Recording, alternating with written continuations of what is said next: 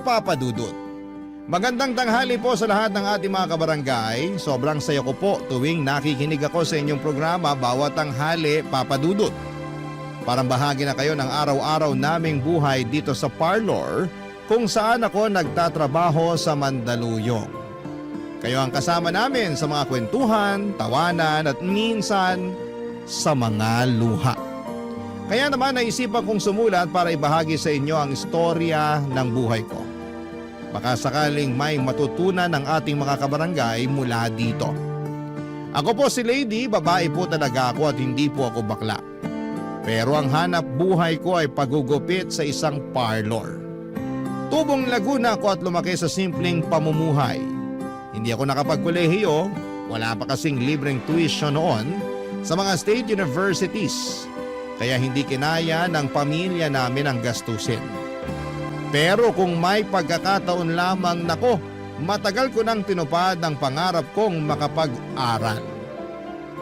Pero may isa akong matalik na kaibigan, si Roland, na mas kilala bilang Mamita.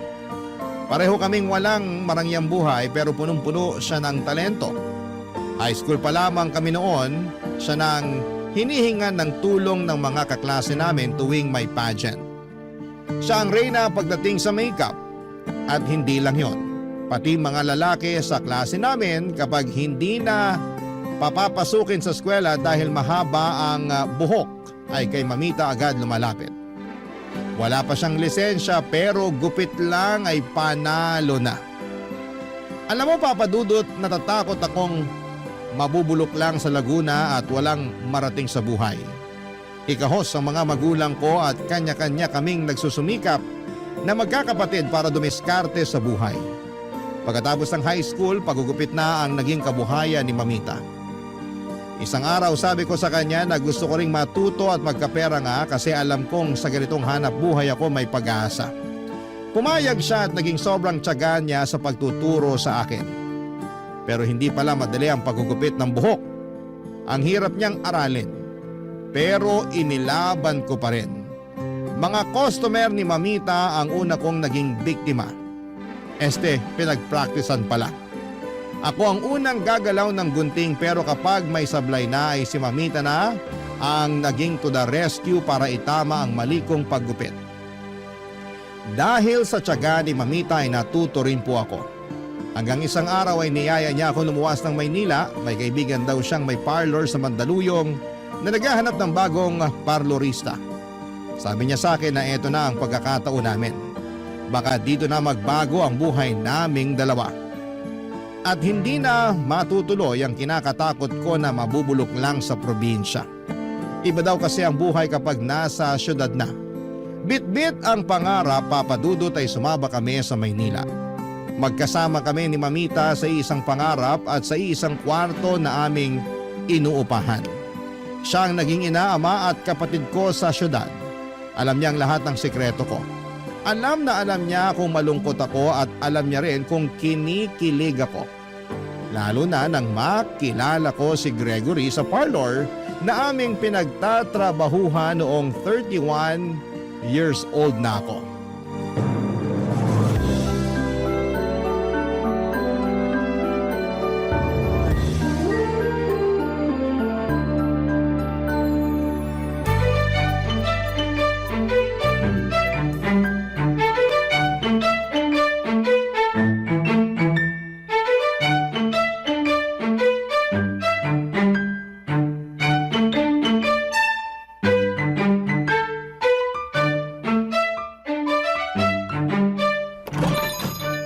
Magandang tanghali po. Ay, ang gwapo naman. Anong atin? Magpapagupit po. Talaga? Sayang naman. Po? Kako, ako sana kaso may nire-reban pa ako, Toy. So maghihintay na lang po ako kapag tapos na kayo? Ay, hindi, Toy. Hindi akong gugupit sa'yo. Isang bakla rin. Wait ka lang sandali, ha? Nasa CR pa, lalabas din yon. Ay, nandito na. Ano yung narinig ko kanina na bakla ako? Ikaw talaga, Mamita? Sinisiraan mo agad ako. Porke wala tayong jowa at malapit nang mawala ang edad sa kalendaryo? Nagsasabi lang ako ng totoo, te. Bakla po ba talaga kayo? Ay, hindi ako bakla. Babae ako.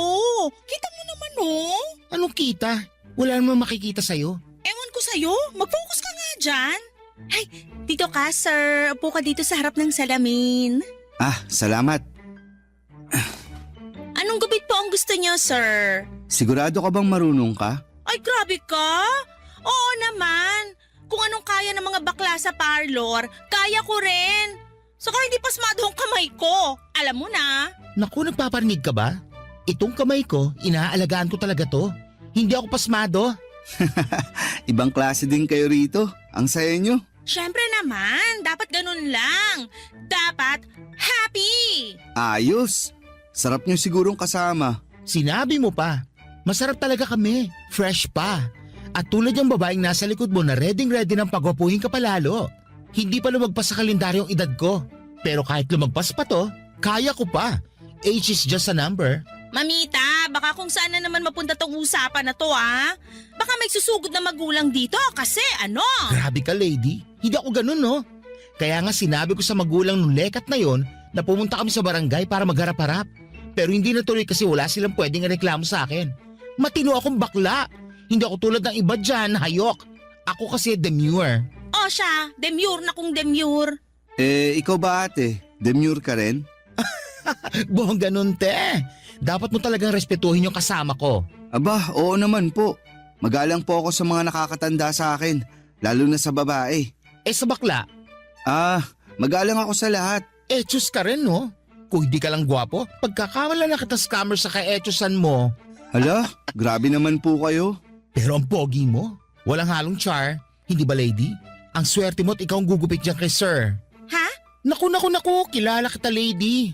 Nagagwapuan ka kay sir? Ano nga pong pangalan niyo, sir? Gregory po. Ayan, alam mo na ang name ni sir. Ikaw talaga, mamita? Paano ko makakapag-concentrate nito?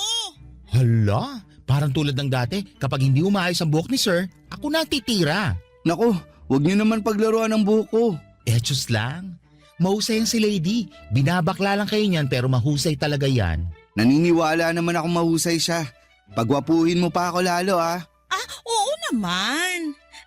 Sisimulan ko na pong gupitan ng buhok niyo, Sir Gregory. Siguro, Gregory na lang ang itawag mo sa akin. Bata pa naman ako para i-sir nyo.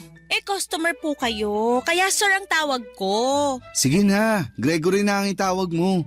Sige ka, di ako babalik dito kung ipipilit mo yung kakasir mo. Ay, wag naman po, Gregory. Ayan, ayusin mo ang paggupit ha. Masusunod po, kamahalan. Charot! Sobrang gwapo po talaga si Gregory Papadudut. Parang kahawig niya po si Ruru Madrid. Maganda rin ang mga muscles niya. Lalaking lalaki talaga.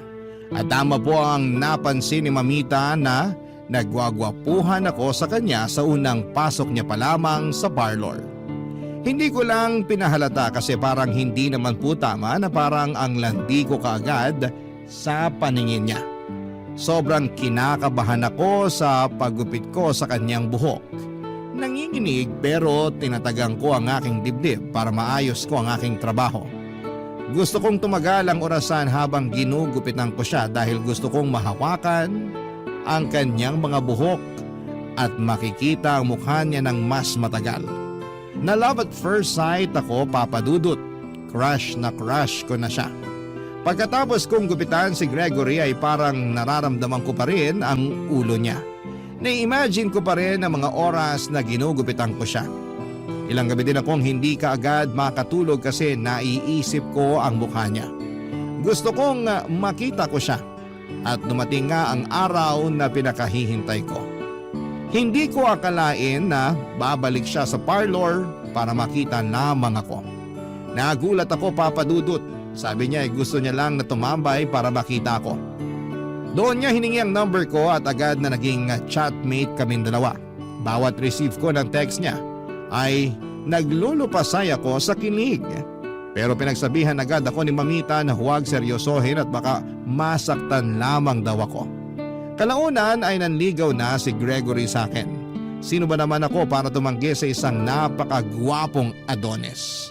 At gusto kong matikman yung bagay na pwede kong sabihin na babae talaga ako bago ko lisanin ang edad kong 31. Pero super KJ talaga si Mamita.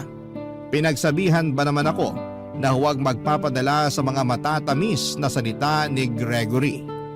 Pero sabi ko ay inggit lang siya kasi may lalaki nang nagmamahal sa akin. Sa madaling salita ay hindi ako nakinig sa kanya, Papa Dudut. Gusto ko kasi si Gregory kaya sinagot ko na ng walang paligoy-ligoy. Naging kami na officially ni Gregory ang Ruru Madrid ng buhay ko. 1 linggo pa lang kami ay isinuko ko na kaagad sa kanya ang pagkababae ko.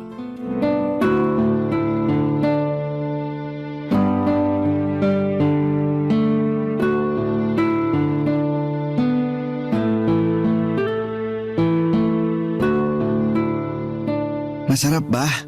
Ha? Oo naman. Masakit lang, mahal. Ganyan talaga yan. Salamat ha. Ako ang nauna sa'yo. At huli. Hindi ba, mahal? Siyempre naman. Ganun mo talaga katagal hinintay ang oras na to? Ikaw talaga ang para sa akin. Salamat, mahal. Ikaw pa ba? Pero alam mo, hindi ko na talaga gustong makita yung kaibigan mong si Mamita. Grabe kung makatingin sa akin. Hayaan mo na, mahal. Ganun lang naman talaga siya. Hindi ko talaga siya gusto. Hindi ba sinabi niya sa'yo na ayawan mo na ako? Na hindi mo ako pwedeng sagutin kasi tambay lang ako? Grabe din kung manira ng tao yung Mamita na yan. Siguro type niya lang ako. Pero sorry na lang siya. Hindi ako pumapatol sa tulad niya. Huwag mo na lang pansinin yun. Ang importante, tayo na. Seryoso ka sa akin. Mahal mo ko, di ba? Oo naman. Mahal kita. Mahal na mahal. Iba ka nga kasi pinaglaban mo ako dun sa baklang yun. Gregory, awat na. Teka, bakit parang mas mahal mo pa yung baklang yun kesa sa akin? Panay ang depensa mo sa kanya Mahal, hindi sa ganun. Best friend ko kasi yun. At siya nagturo sa akin paano maggupit. Siya nga nagdala sa akin dito. Kaya ako parlorista ngayon. Pero parang gusto niyang kontrolin ka. Hindi naman siguro. Concerned lang naman siya.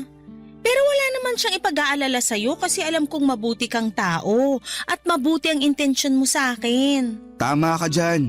Mahal kita, lady. At buti naman na solo kita ngayon. Umabsent muna ako sa parlor para samahan kita.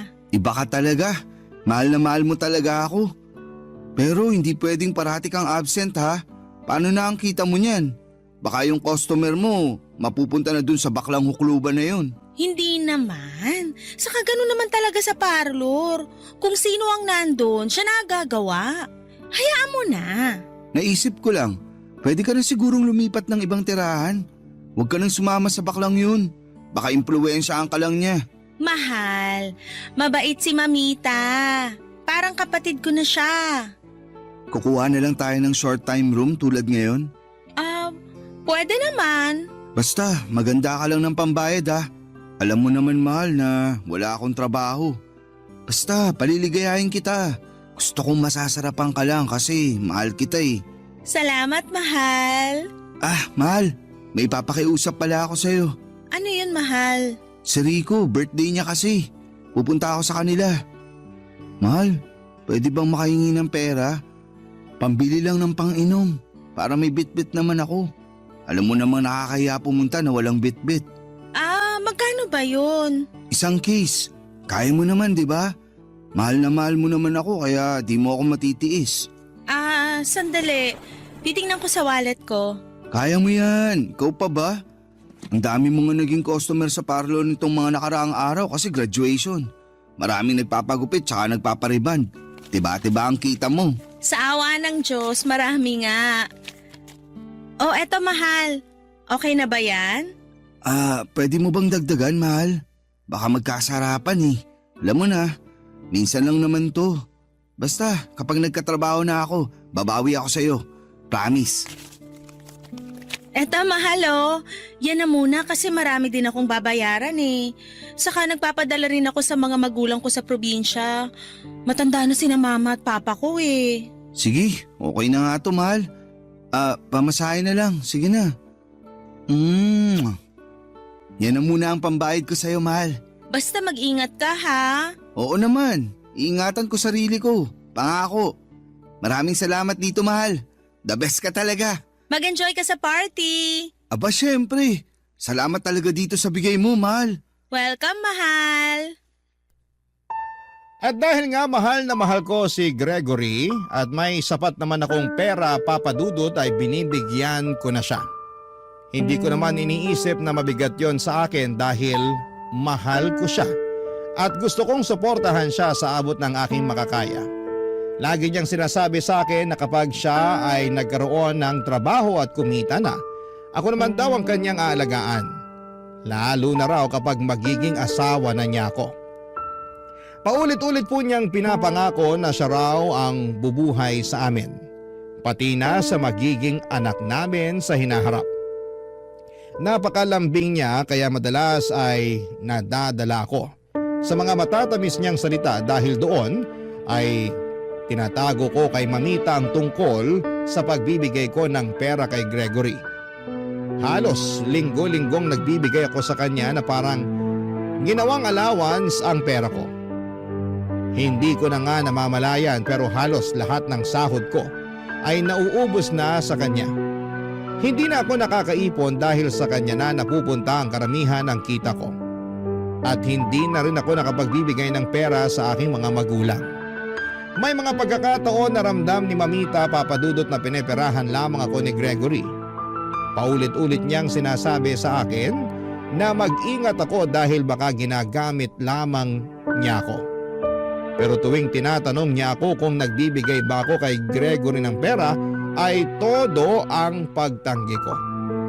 Ayaw kong isipin niya na mali ang relasyon namin. Hindi ko rin kayang aminin kahit sa sarili ko na baka nga totoo ang sinasabi ng ibang tao na baka pera lamang ang habol ni Gregory sa akin. Pinipilit kong paniwalain ang sarili ko na mahal niya ako. At totoo ang lahat ng mga pangako niya. Umaasa akong darating ang araw na magbabago ang sitwasyon, na siya naman ang magpapasaya, bubuhay at mag-aalaga sa akin. Pero minsan ay hindi ko maiwasang mag-isip. Bakit ganon? Bakit ako na lamang palagi ang nagbibigay? Bakit parang ako na ang bumubuhay sa kanya? Kapag hindi ko siya nabibigyan ng pera ay nagtatampo siya. Ang bigat sa pakiramdam. Pero iniisip ko na lamang na mahal ko siya at siguro'y eto ang paraan ko para ipakita yon. Iniintindi ko na lamang na wala pa siyang trabaho kaya ako muna ang gumagawa ng ganong responsibilidad. Mahirap pero mahal ko si Gregory papadudot. At kung mahal mo ang isang tao, ay gagawin mo ang lahat para mapasaya siya. Kahit minsan ay ikaw na ang nasasaktan. Barangay Love Stories. Barangay Love Stories. Mahal na mahal ko po talaga si Gregory papadudot. Pero kahit na anong paliwanag ko ay hindi pa rin naniniwala si Mamita. Paulit-ulit niya akong sinasabihan na mukhang niloloko lamang ako ni Gregory. Hindi ko alam kung bakit ganon siya kung makapagbitaw ng salita. Siguro'y dahil ayaw niyang masaktan ako pero hindi ko maiwasang mainis kapag sinasabi niyang ginagamit lamang ako ni Gregory. Tuwing napag-uusapan namin siya ay nagiging tensyonado ang usapan namin ni Mamita. Kaya naman kadalasan ay iniiwasan ko na lamang na mapunta roon ang usapan namin para hindi kami magtalo. At tuwing nasa inuupahan naming room, at agad akong natutulog para iwas na rin nabanggitin ang tungkol sa relasyon namin ni Gregory. Minsan nasa labas din ako ng bahay para makipag-chat kay Gregory. Ganun po ang naging sistema ko para hindi ako mainis kay Mamita. Dumating na nga sa puntong napag-isipan ko na ring sundin si Gregory na lumipat na lamang ako ng ibang bahay para malayo sa panghihimasok ni Mamita. Sabi pa nga ni Gregory, mas magiging magaan daw ang relasyon namin kung hindi ko kasama si Mamita sa bahay. Pero kahit na anong pilit ko ay hindi ko magawang iwanan si Mamita. Malaki ang utang na loob ko sa kanya. Siya ang kumupkop sa akin noong panahong walang-wala ko. Siya ang nagdala sa akin dito sa Maynila. Kung hindi dahil sa kanya baka hanggang ngayon ay nasa probinsya pa rin ako at walang maayos na trabaho. Ayokong bayaran ang kabutihang ipinakita niya sa akin ng pagtalikod. Kaya kahit mahirap ay tinitiis ko na lamang tuwing pinagsasabihan niya ako. Ang mas nakapagtataka pa, parang may radar si Mamita. Pakiramdam ko ay alam niya tuwing nagbibigay ako ng pera kay Gregory. Hindi ko alam kung may nagsusumbong sa kanya o sadyang malakas lang talaga ang kutob niya. Paulit-ulit ko namang sinasabi na hindi ko binibigyan si Gregory pero hindi siya naniniwala. Hanggang isang araw, nang hindi ko inaasahan ay nahuli niya ako mismo sa akto. Pasakay na ako ng tricycle noong kasama si Gregory at inabot ko sa kanya ang perang pang-allowance niya. Laking gulat ko nang biglang lumitaw si Mamita mula sa kabilang kalsada. Hindi ko alam kung ano ang mas matimbang, ang hiya, kaba o takot. Kitang-kita ko sa mga mata ni Mamita ang pagkadismaya, Papa Dudut. Hindi siya nagsalita kaagad pero ramdam na ramdam ko ang bigat ng titig niya. Hindi ko alam kung paano ko maipapaliwanag ang sarili ko sa kanya ng mga oras na yon.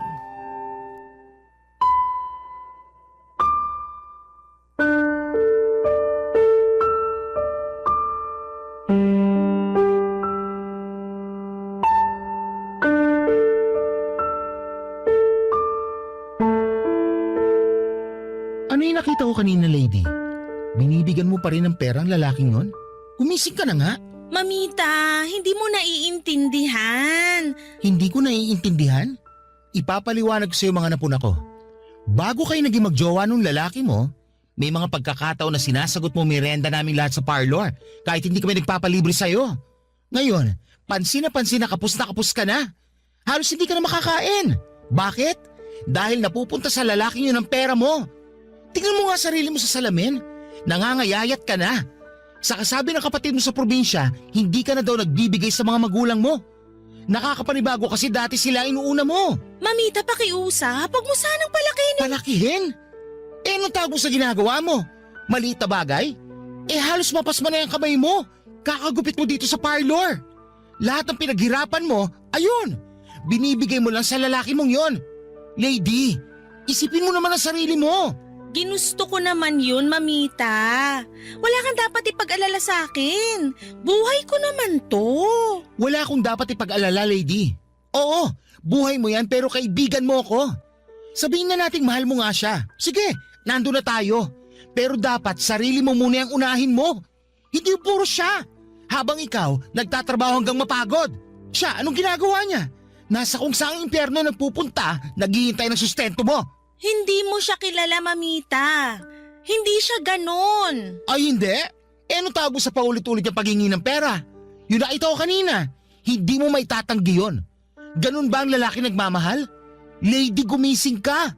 Ginagamit ka lang niya. Mamita, tama na. Hindi mo alam ang lahat. Mahal ko si Gregory. Naririnig mo ba ang sarili mo? Mahal mo siya, oo.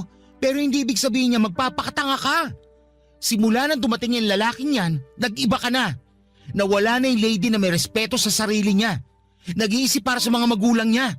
Lady, unahin mo naman ang sarili mo. Kaya nga inuuna ko na ang sarili ko. Kaya hindi ko na sila pinapadalan. Ano? Sabihin mo na ang gusto mong sabihin pero hindi ko siya iiwan. Mahal ko siya at mahal niya ako. Ito ang uunahin ko. Kung mahal ka niya, bakit kailangang halos ikaw ang bumuhay sa kanya? Bakit ikaw tong halos mawalan na ng makain? Ganyan ba ang pagmamahal? Yung ikaw nagbubutas ng bulsa habang siya, panay pakit lang? Tapos ikakama ka kung kailan niya gusto? Ikaw pa nagbabayad ng pag-check-in nyo. Hindi mo kasi nakikita yung nakikita ko sa kanya. May plano na kaming bumuo ng pamilya. Eh paano? Sa pera mo? Sa pawis mo? Lady, hindi ka bangko. Hindi mo responsibilidad na tustusan ang buhay niya. Ang laki-laking tao ng lalaking yon. Patambay-tambay lang, walang ginagawa. Parang gusto magpakaharing nakaupo lang at pinagsisilbihan mo. Inaalila ka niya. Tama na yung paninira mo sa kanya. Hindi ko siya tinutustusan. Tinutulungan ko lang siya hanggang makahanap siya ng trabaho. Talaga lang ha? Lady, wala na sa kalendaryong edad mo. Dapat matured ka na. Pero mukhang immature ka pa rin. Ilang beses ko na tong sinabi. Pero heto ka pa rin. Nakapikit pa rin ang mga mata mo. Mamita, pagod na akong paulit-ulit natin pinag-uusapan to. Pwede ba? Huwag mo na kaming pakialaman. Concern ang tawag doon, lady. Kaibigan mo ko.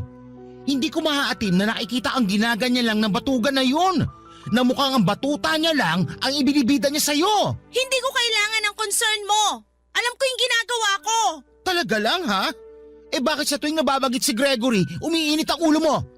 Kung masaya ka, bakit ka ganyan magsalita? Dahil sawa na ako. Sawa na ako kasi lahat na lang kayo kontra sa amin. Hindi ko kailangan ng sermon mo. Daig mo pa mga magulang ko. Hindi sermon to. Boses ng katotohanan to, lady. Matagal na tayo magkaibigan. Oo, hindi mo ako magulang. Hindi mo ako kaano-ano. Kung may halaga pa ako sa'yo, pakinggan mo naman ako kahit minsan lang. Pero bakit nga ba ako nagmamalasakit sa'yo?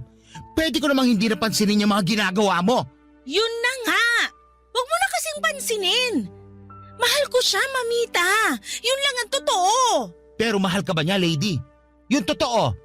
Kung oo, bakit ka napapabayaan? Bakit parang ikaw lang ang lumalaban sa relasyon nyo? Mukhang ikaw ang bumubuhay sa lalaki.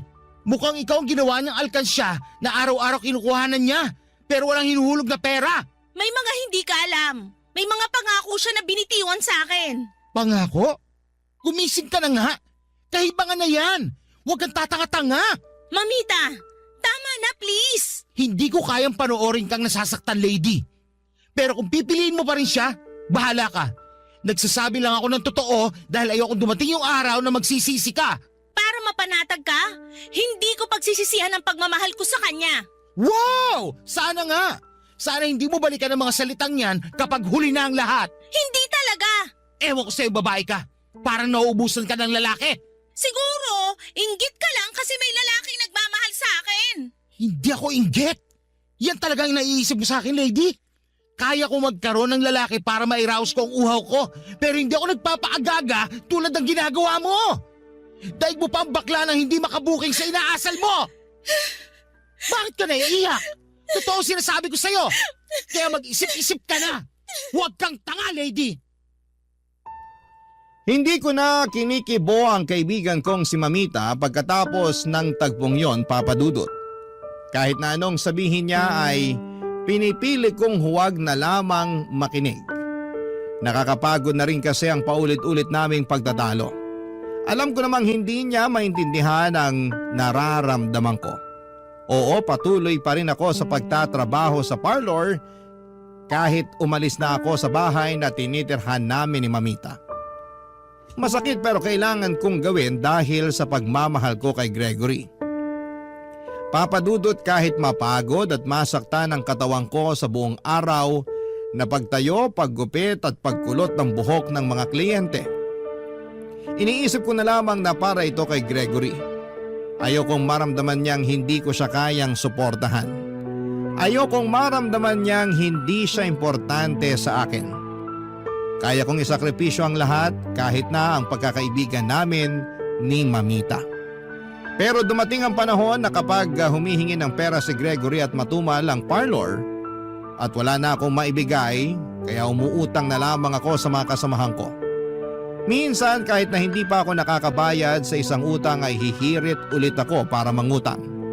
Pinipilit ko namang magbalik ng bayad kapag may tip o extra ang mga kliyente pero parang hindi nauubos ang mga bayarin. Lahat ng kinikita ko ay halos dumadaan lamang sa kamay ko at diretso kay Gregory. Hindi ko sinasabi kay Mamita ang tungkol dito at alam kong magagalit lamang siya at lalo lang hahaba ang sermon niya sa parlor. Minsan naiisip ko na tama pa ba tong ginagawa ko.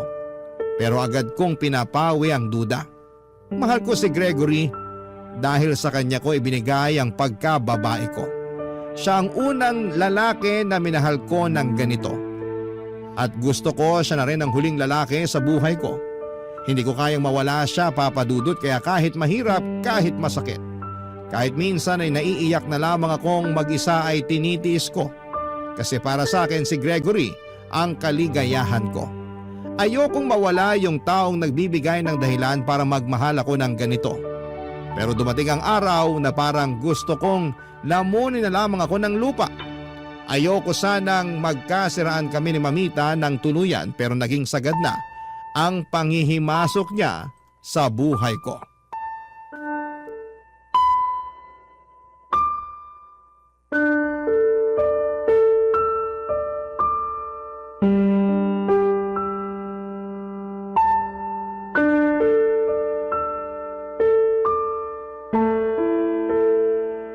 Lady, pwede ba kita makausap?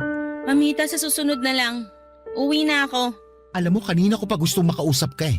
Hinihintay ko lang na matapos mo ang customer mo. Lady, huwag ka munang umuwi. Mag-usap muna tayo. Ano na naman ba ang gusto mong sabihin sa akin? Tungkol na naman kay Gregory? Mamita, ilang ulit ko bang sasabihin sa'yo na mahal ko si Gregory at mahal niya ako? Nagmamahalan kami kaya huwag ka nang magtangkang siraan pa siya sa harap ko. Kahit na anong sabihin mo, hindi mo mababago isip ko. Ibang klase na siguro talaga nagagawa ng yakap, halik, lambing ng lalaking yon. Ibang-iba ka na. Hindi lang yung katawan mo pumayat. Pati na rin yung utak mo. Nawala na ng sustansya. Sige, insultuhin mo pa ako. Wala akong pake. Tumabi ka na. Uwi na ako. May ibang babae yung boyfriend mo. Nakita ko sila. Ano? Nakita ko siyang may ibang babae. May ibang girlfriend si Gregory. Hindi ka talaga titigil, bakla ka? Pwede ba, lady? Hindi ako naiinsulto na tawagin mo akong bakla kung yan ang gusto mong puntahan. Ang sa akin lang, gumising ka na. Matagal ka nang niloloko ng Gregory na yan. Walang katotohanan yung binibintang mo sa kanya. Ang sabihin mo, gusto mo lang si Gregory. Gusto mong pumatol siya sa'yo.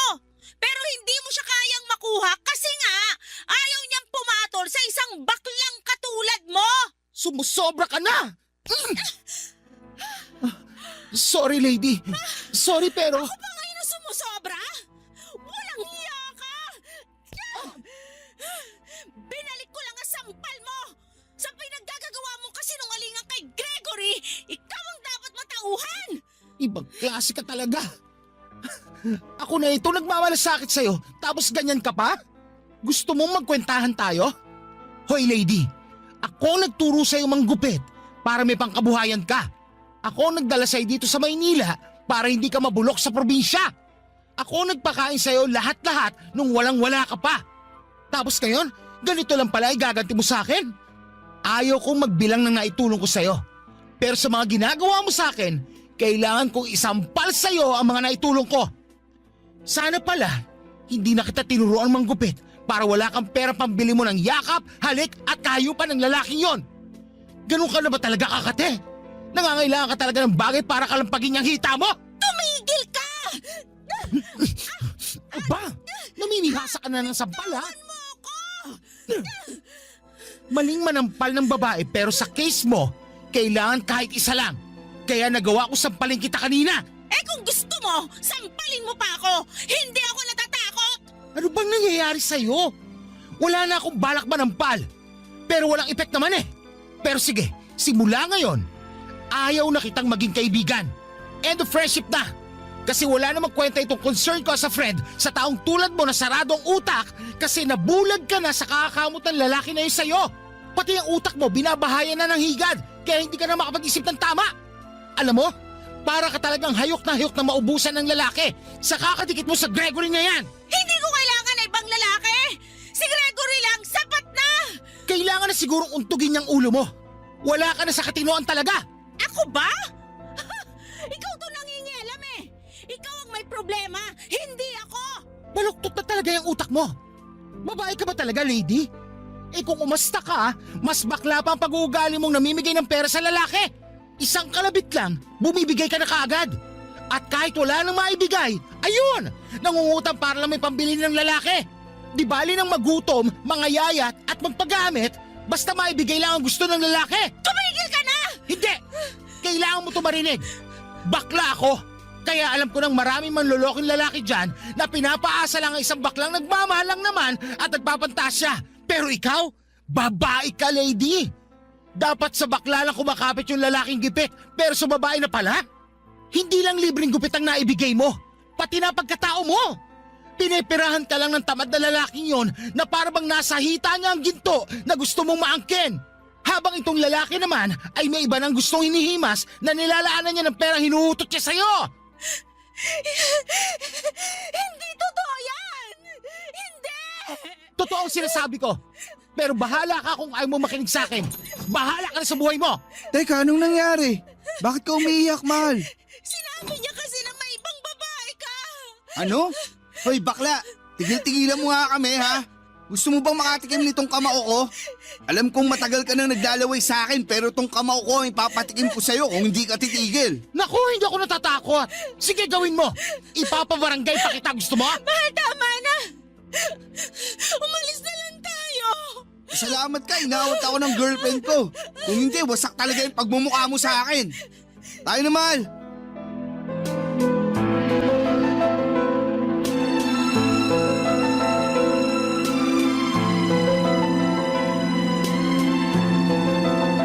Pagkatapos ng matinding pagtatalo namin ni Mamita, pakiramdam ko ay tuluyan nang nagbago ang lahat.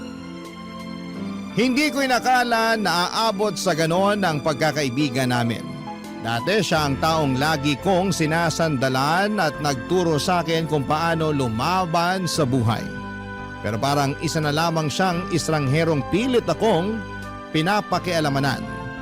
Dahil lang sa paniniwala niyang may ibang babae daw si Gregory na hindi ko kayang paniwalaan. Alam kong mali ang naging reaksyon ko. Alam kong masakit sa kanya na makita akong nahuhulog sa isang lalaking sa tingin niya ay hindi naman karapat-dapat. Pero mahal ko si Gregory at dahil mahal ko siya ay handa akong gawin ang lahat para sa kanya. Kahit pa tawagin akong tanga, kahit pa mawalan ako ng mga taong nagmamalasakit sa akin, wag lang si Gregory ko. Pero hindi ako bulag, Papa Dudut. Alam kong may posibilidad na tama si Mamita na maaaring ginagamit lamang ako ni Gregory.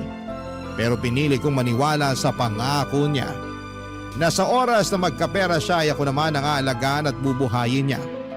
Ipaparamdam niya sa akin na isa akong babae at umaasa ako na sa araw na mangyari yon, alam kong masakit ang mawalan ng isang kaibigan. Lalo na kung ito ay isang taong itinuturing kong pamilya. Pero minsan ay may mga bagay na kailangang isakripisyo para sa taong mahal mo. Marami ng beses na pinagsabihan ako ni Mamita pero sa halip na pakinggan siya, ay mas pinili kong manindigan para kay Gregory. Ito ang pinili ng puso ko. Ito ang desisyon ko. At handa kong harapin ang anumang kahihinatnan nito.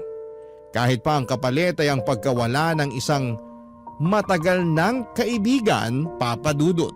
Barangay Love Stories. Barangay Love Stories. Umalis ako sa parlor, Papa Dudut. Nag-decide akong lumipat sa iba at hindi ko na kinaya ang tensyon sa pagitan namin ni Mamita. Matapos ang matinding away, pakiramdam ko ay wala na akong lugar sa dating parlor kung saan ako nagsimulang mangarap. Ang sakit na naramdaman ko sa pagtatalo namin ay mas malalim kaysa sa inaasahan ko. Dati siya ang laging nandyan para sa akin. Pero ngayon ay tila tuluyan na kaming nagkahiwalay ng landas at sa tingin ko ay eto na talaga ang wakas ng aming pagkakaibigan. Ngunit sa kabila ng bagong simula ay may isang bagay akong hindi inaasahan. Ang matuklasan, Papa Dudut, na tama nga si Mamita. Hindi ko inakalang mangyayari ito na ang babala at paratang niya laban kay Gregory ay totoo pala.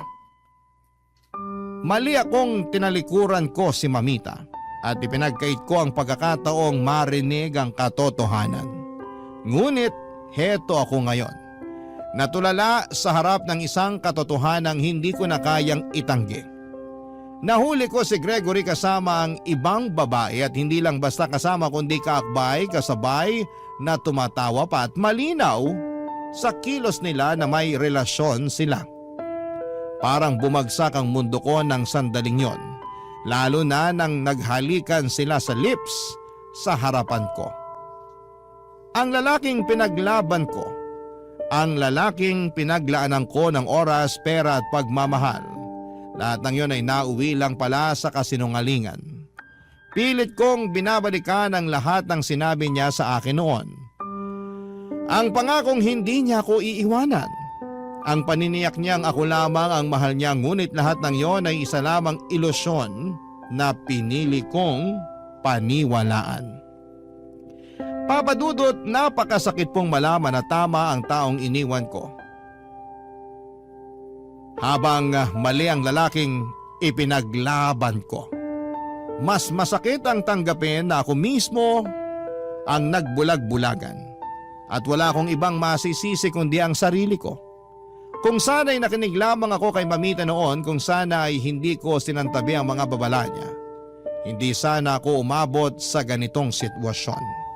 Pero huli na pala para bumalik pa.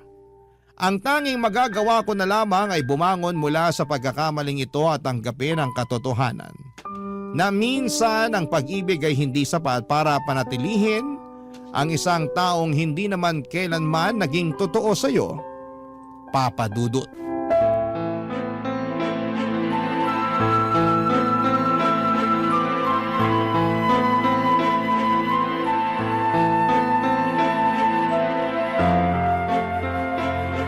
Lady, mahal, magpapaliwanag ako.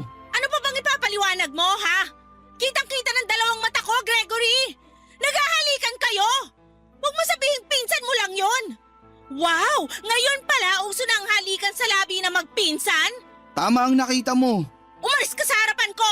Hindi mo ba ako mahal? Please lang! Ayoko nang makita yung pagmumukha mo! Mahal, pakinggan mo muna ako. Mahal? Ano? Mahal mo rin ba siya? Dalawa kaming mahal mo? Ano ba talaga gusto mo, ha? Kanina parang nalilita ko sa sarili ko dahil pinoprotektahan mo pa yung babaeng yon. Nakita ko kung gaano kalagkit ang tinginan nyo. Para akong basahan kanina. Duming-dumi ako sa sarili ko.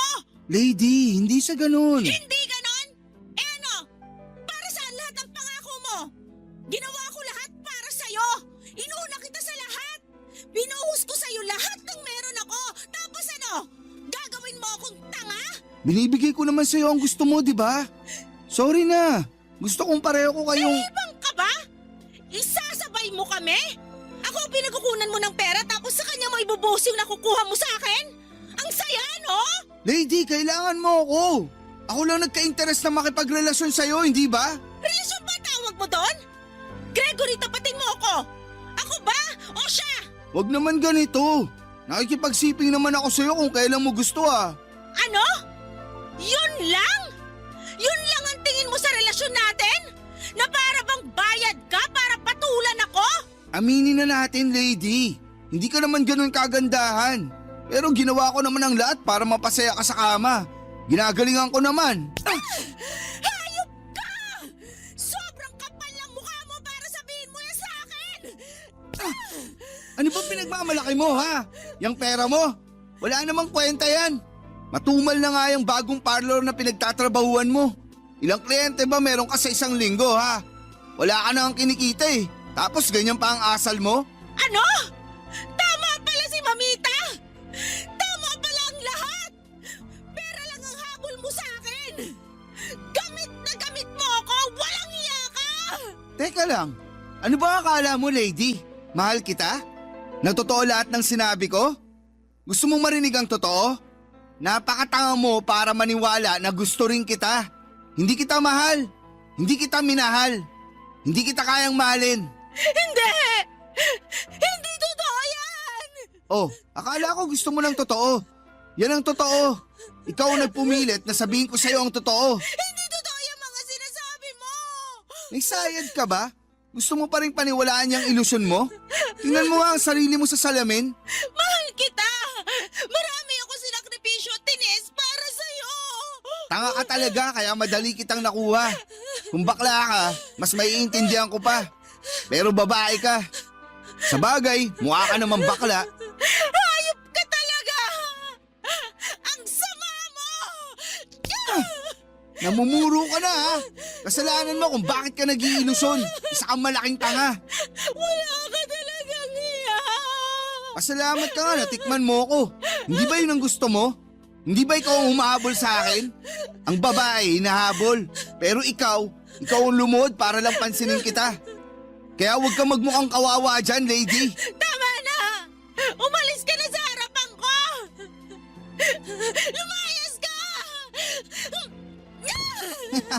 Lalayas naman talaga ako. Lumayas ka! Umalis ka na! Mas mabuti pa mag-isa ako kaysa makasama ang isang lalaking katulad mo! Huwag mo na akong ipagtulakan pa. Aalis ako. Wag ka nang babalik!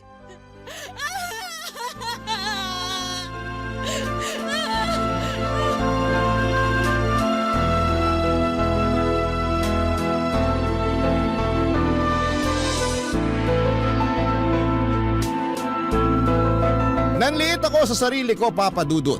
Hiyang-hiya ako sa lahat ng mga nangyari. Parang bigla akong natauhan. Parang binuhusan ako ng malamig na tubig. Ang sakit tanggapin pero tama si Mamita. Simula pa lamang ay pinapayuhan na niya ako at sinasabihan na niya ako na mag-ingat pero hindi ako nakinig. Mas pinili kong paniwalain ang sarili ko sa mga kasinungalingang ito. Kaya gusto kong magkaayos kami ni Mamita. Gumawa ako ng paraan para humingi ng tawad sa kanya at hindi lang dahil sa lahat ng nasabi ko noon, kundi dahil din sa mga panahong binabaliwala ko siya. Naisip ko kung gaano siya nagmalasakit sa akin.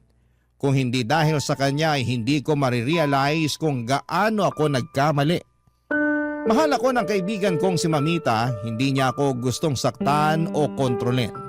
Gusto lamang niyang protektahan ako. Iyon ang tunay na kaibigan. Kaya kahit nakakahiya ay pinuntahan ko siya sa parlor para kausapin. Alam kong wala akong karapatang umasa na tanggapin niya kaagad ang paghingi ko ng tawad, pero sinubukan ko pa rin. Pagpasok ko sa parlor ay kinapalang ko ang mukha ko, Papa Dudut. Humingi ako ng tawad sa kanya at nakatalikod siya at abala sa pag-aayos ng buhok ng isang customer. Hinintay kong matapos siya, saka ko siya nilapitan. Halos hindi ko mailabas ang boses ko sa sobrang kaba, Papa Dudut.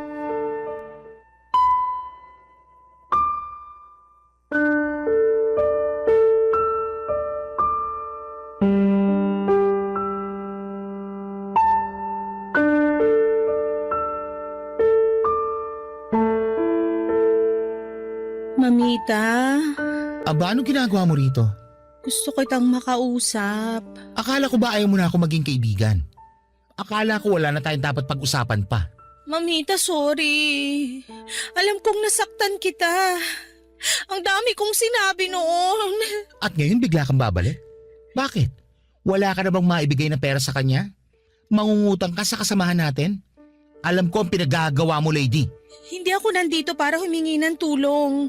Hindi rin ako nandito para magpaliwanag tungkol sa kanya. Nandito ako kasi gusto kong humingi ng tawad sa'yo. Tawad? Totoo ba? Mamita. Mamita, ngayon ko lang talaga naintindihan lahat. Ngayon ko lang nakita kung gaano mo ko pinahalagahan. Talaga lang, lady? Natauhan ka na? Totoo ba?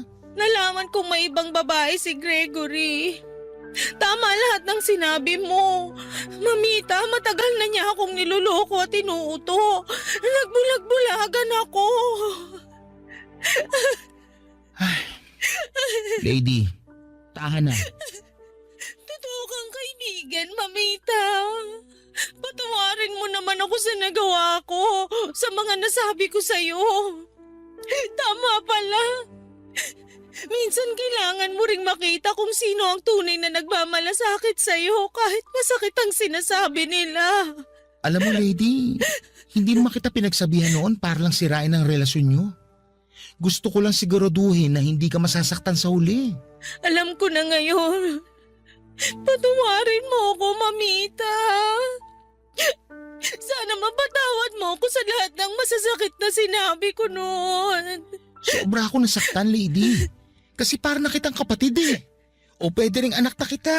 Kasi nga mamita mo ako. Ibig sabihin, para na kitang nanay. Aba, ko sa'yo. Pero ano ba talaga? Gusto mo na ulit ako maging kaibigan? Gusto ko, Mamita.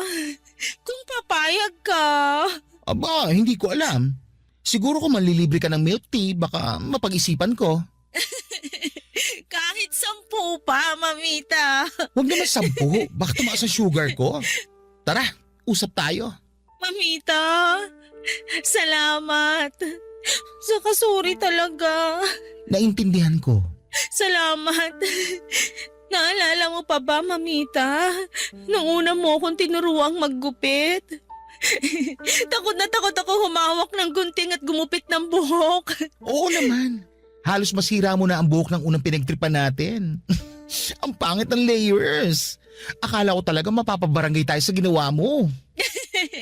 Ikaw ang nagligtas sa akin noon. Sabi mo, huwag kang kabahan. Ang buhok tumutubo uli. Ang tiwala minsan hindi. Hindi ko malilimutan yon. Salamat sa tiwala mo sa akin. Basta, kalimutan mo ng lalaking yun ha. Sumali ka na lang sa booking namin. Baliw ka talaga. Alam mo kung bakit ako pumayag na turuan kita manggupit noon?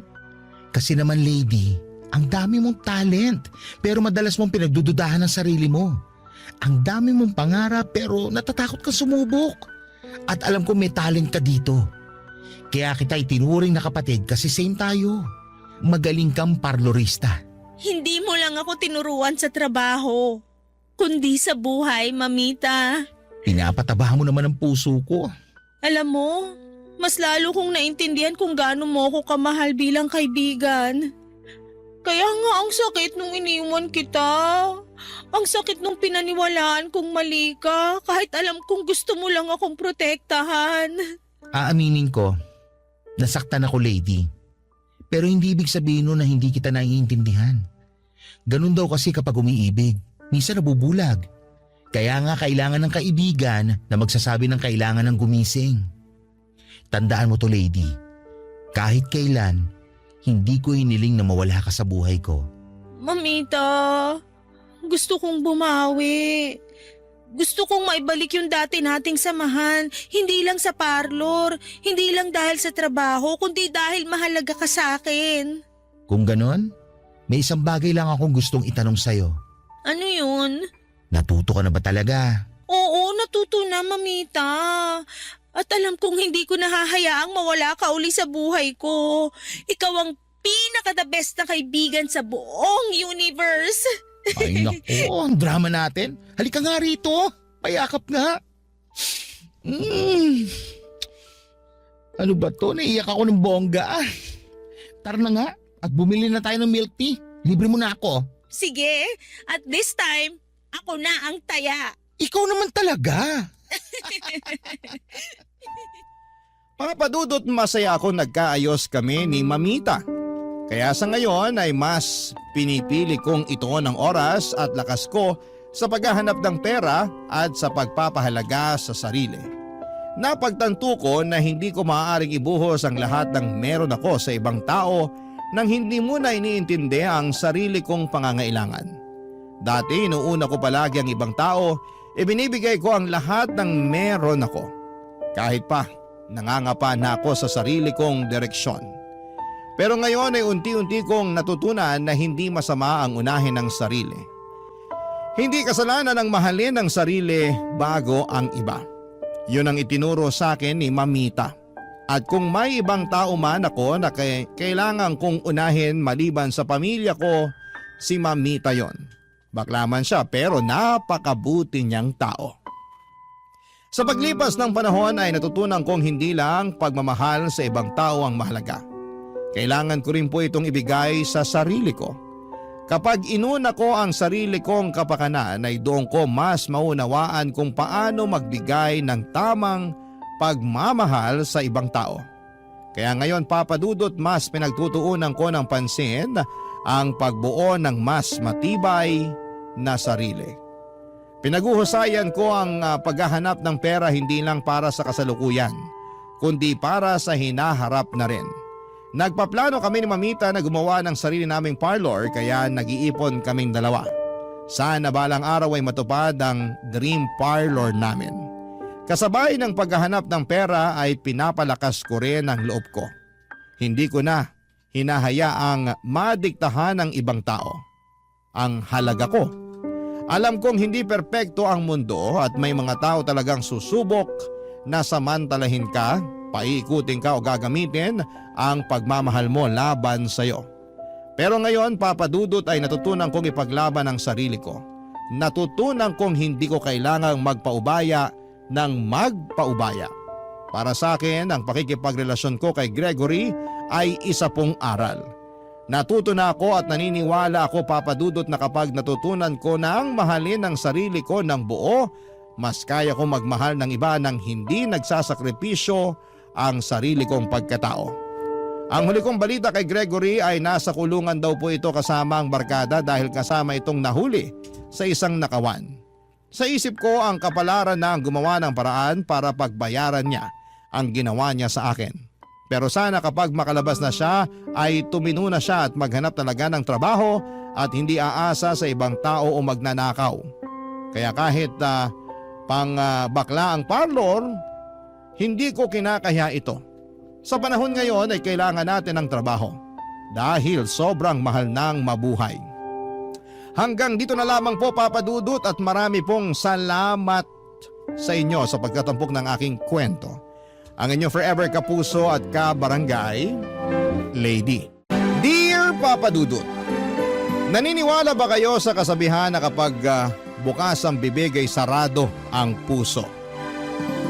Ako kasi oo, lalo na personal ko yung naranasan sa isang tao na pinahahalagahan ko ng husto. Sa kabila ng lahat, ako rin naman yung klase ng tao na hindi mapagtanim ng galit dahil para sa akin. Mabigat dalhin yon sa dibdib habang buhay. Kaya nga naisip ko na lamang na sumulat sa programa ninyong Barangay Love Stories upang ibahagi ang kwento ng buhay ko. Pero bago tayo pumunta doon ay pabati muna ng isang magandang araw sa lahat ng mga kabarangay natin na tulad ko ay adik makinig kay Papa Dudut. Tawagin niyo na lamang po ako sa pangalang Tiffany, 32 years old at taga Novaliches, Quezon City. Nangyari ang kwentong isishare ko taong 2023 nang makilala ko ang kinakasama kong si Andre. Bali, isa kasi akong online seller ng mga ukay-ukay kahit bago pa mag-pandemic at noong 2023 ay isa sa mga viewers ko si Andre. Kaya lang ay hindi naman pala siya sa mga paninda ko interesado kundi sa akin. Noong nag-message siya para makipagkilala ay nireplyan ko naman siya. Mabait naman po si Andre at magalang kausap. Unexpectedly ay nabuo ang pagkakaibigan namin at nauwi sa pag-iibigan.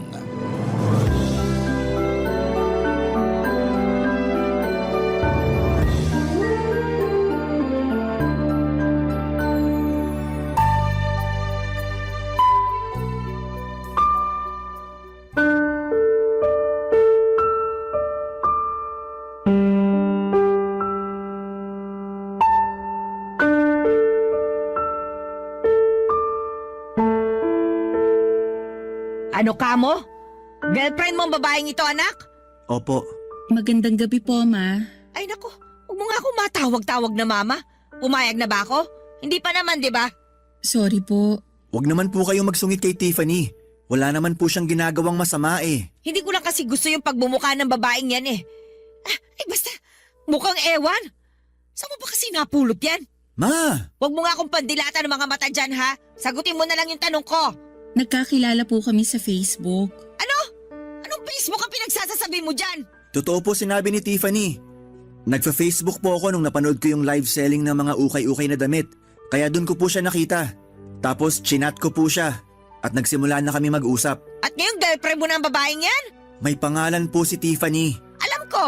Pero paano ko tatawagin sa pangalan niya yung babaeng yan kung hamak na tindera lang yan sa Facebook? Sobra naman po kayong makapagsalita.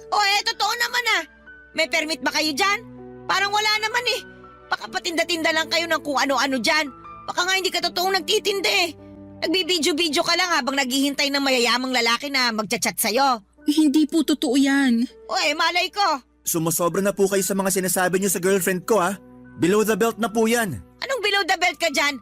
Below the belt na pala yung pagsasabi ngayon ng totoo? Wala naman po kasing totoo sa mga sinasabi niyo. Lahat masasakit at nakakainsulto. Paanong hindi ko iinsultuhin yung babae na yan? Kasalanan mo rin naman. Paano ko po naging kasalanan? Pinag-aral kita sa isang kilalang eskwelahan.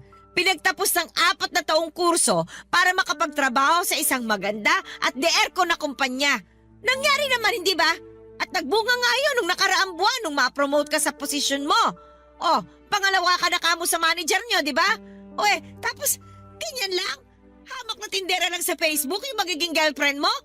Oh, anak naman, hindi mo ba pwedeng taas-taasan naman ng kaunti ang standard mo sa pagpili ng babae? Gwapo ka naman may pinag-aralan ka naman. Ano na lang ang sasabihin sa'yo ng mga kamag-anak natin? Sige nga! Mahalaga pa po ba yung sasabihin ng mga kamag-anak natin kesa sa nararamdaman ko? Nagmamahalan kami ni Tiffany, kaya nga niligawan ko siya at naging kami. Tsaka hindi sabi totoo lahat ng mga sinabi niyo sa kanya. Marangal yung trabaho ng girlfriend ko. Ay basta, kahit na ano pang sabihin mo marangal na trabaho, hindi ko gusto yung babae niyan para sa'yo. Hoy, sabihin mo nga sa akin, nakapagtapos ka ba ng pag-aaral? Hanggang high school lang po ang natapos ko. Kasi... Kita mo na, Andre! High school graduate lang naman pala tong pinagmamalaki mong girlfriend mo? Wala naman pong problema doon. Malaki ang magiging problema mo dyan. Kasi baka pag nagkaanak kayo, lumabas na wala talagang alam sa pag-aalaga ng bata o gawaing bahay ang babae na yan. hindi po totoo yan. Dahil kami po ng kuya ko ang nag-alaga at nagpalaki sa 4 pa naming nakababatang kapatid. Kaya may alam po ako sa pag-aalaga ng bata at mga gawaing bahay. Bakit kayo ng kuya mo nagpalaki sa mga kapatid nyo? Nasaan ba mga magulang ninyo? Wala na po sila. Maaga nila kaming iniwan nun. Kaya naman pala naging miserable ang buhay ninyo Wala na rin pala kayong mga magulang na handang gumabay at umalalay sa inyo. Hindi po miserable ang buhay namin. Ginapang po namin ni kuya ang pagpapaaral sa mga kapatid namin. Mayroon na nga po kaming napagtapos sa pag-aaral. Ano naman pala? Bakit hindi mo rin pinagtapos sa sarili mo? Kasi po... Kita mo na? Wala ka talagang pangarap sa buhay. Gusto mo lang umasa sa magiging asawa mo na bubuhayin ka niya, pati na rin yung mga magiging anak nyo habang buhay. Ay, kung mamalasin nga naman talaga, oo. Ikaw pa ang natipuhan ng anak ko. Papadudot, alam ko naman na high school lamang ang tinapos ko. Dahil maaga kaming naulila sa mga magulang noong araw. 16 na taon ako noong nagkasakit sina nanay at tatay at magkasunod na kinuha sa amin. That time ay ginapang ko na lamang na makapagtapos ng high school kahit sobrang hirap. May 4 pa kasi kaming nakababatang kapatid na pinagtutulungan na lamang naming buhayin ang kuya ko. Sa awa ng Diyos, 3 na sa kanila ang napag-graduate namin sa college at nasa 3 taon na sa kolehiyo ang bunso. Proud ako dahil kahit na hindi kami nakapagtapos ng pag-aaral ng kuya ko ay napagtapos naman namin ang aming mga kapatid. Madiskarte rin kasi ang kuya namin na sinuwerteng nakatungtong sa barko para magtrabaho bilang waiter. Ako naman ay namuhunan sa pagtitinda ng mga ukay-ukay na damit at first class na bag online. Bata pa lamang ay pangarap ko nang magkaroon ng sariling negosyo. Kaya nga gano'n na lamang yung lungkot ko nang insultuhin ako at hamak-hamakin ng nanay ni Andre dahil lamang sa pagiging online seller ko. Sa kabila ng lahat ay desidido ako na makuha ang loob niya dahil mahal ko ang kanyang anak. Hanggang sa merong nangyaring bagay na akala namin ni Andre ay magiging daan na sana para magustuhan ako ng nanay niya, Papa Dudut.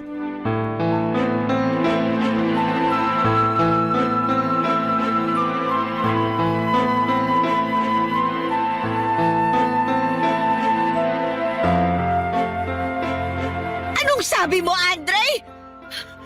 Buntis ang babaeng yan? Opo, buntis po si Tiffany. Makakaapo na po kayo. Ma, ano po nangyayari sa inyo? Hindi ba halata? Sumisikip ang dibdib ko. Hindi ako makahinga. Santisima ka. Ikuha niyo nga ako ng tubig. Ako na po ang kukuha ng tubig. Ma, aalalayan ko na po kayo. Baka mapano pa kayo dyan. Natatakot po ako. Mahal, nasa na yung tubig? Ito na po yung tubig. Ayoko yan! Bakit niyo naman po tinapon yung tubig? Nagtatanong ka pa. Eh paano na lang kung nilagyan pala ng lason na babaeng yung tubig na ipapainom niya sa akin? Hindi po totoo yan. Wala pong lason yung tubig na dala ko. Wala raw. Eh ano bang malay ko, di ba? Alam kong gustong-gusto mo nang may mangyaring masama sa akin para wala na magbubunga nga sa'yo. Manaman eh. Kung ano-ano na naman pong sinasabi nyo kay Tiffany. Eh wala namang ginagawang masama sa inyo yung girlfriend ko. Hindi pa ba masama yung pinagbubuntis niya yung anak ninyo? Pinlano mo yan ano? Po? Pinlano mo ka ako magpabuntis sa anak ko para wala na siyang kawala sa'yo. Grabe ka! Hindi ka lang nakapagtapos ng kolehiyo, pero mautak ka rin pala! Para po sa kaalaman nyo, pareho namin ginusto ni Andre na magka-baby na. Umaasa po kami na baka pag nalaman nyo, lumambot yung puso nyo at matanggap nyo na kami. Kahit na magbuntis ka pa ng 5 o 10, hindi pa rin kita magugustuhan! Bakit po ba? Wala naman po akong ginawang masama sa inyo Masama na nga na nakilala ka ng anak ko! Mas masama pa na nagpabuntis ka sa kanya! Napakalandi mo! Ma, tumigil na kayo! Bakit mo ako pinatitigil? Bakit hindi ang babae niya na patigilin mo? Wala naman pong ginagawa si Tiffany. Kayo yung salita ng kung ano-ano dyan. Paulit-ulit na lang kayo. Natural na paulit-ulit ako para maintindihan mo ng mabuti ang mga sinasabi ko. Kaya lang, mukhang hindi. Kasi binuntis mo pa talaga tong babaeng ito. Bakit ba kasi di na lang kayo matuwa na magkakaanak na kami ni Tiffany? Tsaka kung umasta kayo dyan, akala nyo, katapusan na ng mundo. Eh apo nyo rin naman yung magiging anak namin. Hindi ko apo yan! Anong hindi? Kahit na ano pang sabihin mo, hindi ko matatanggap yung batang ipinagbubuntis ng babaeng yan. Iyan na nga babae na yan, hindi ko matanggap eh. Yung magiging anak nyo pa kaya? Kayo na po talaga may problema rito. O bakit ako? Hindi ba kayong dalawa? Hindi ba yung babae na yan? Kasi kung matino yan, sana nung una pa lang nakahalata na siya na ayaw ko sa kanya.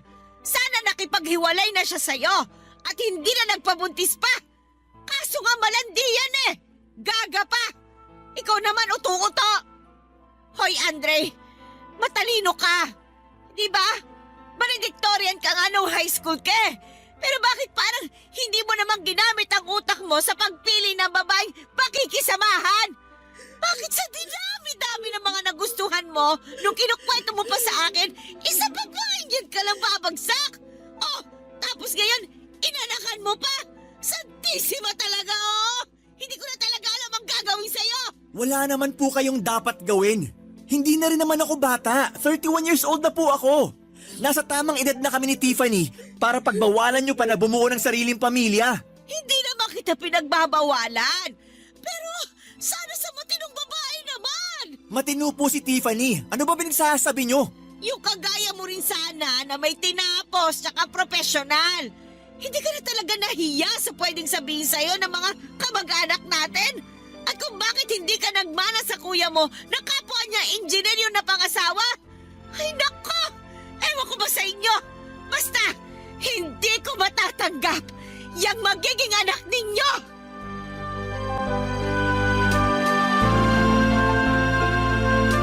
Imbes na matuwa na galit sa amin ni Andre ang mama niya, Papa Dudut. Hindi ko yon inaasahan dahil biyaya naman ang pagkakaroon ng baby. Saka nasa tamang edad na kami ng anak niya para magsabi ng kung ano-anong mga masasakit na salita sa amin ng nanay niya. Kaya nga hindi ko na napigilang maiyak. Nang mga panahong yon lalo na at mas nagiging emosyonal na ako. Buti na lamang at inalo ako ni Andre kaya kahit papaano ay gumaan ang aking pakiramdam. Papadudot doon ko po na-realize na ayaw talaga sa akin ang nanay ng boyfriend ko.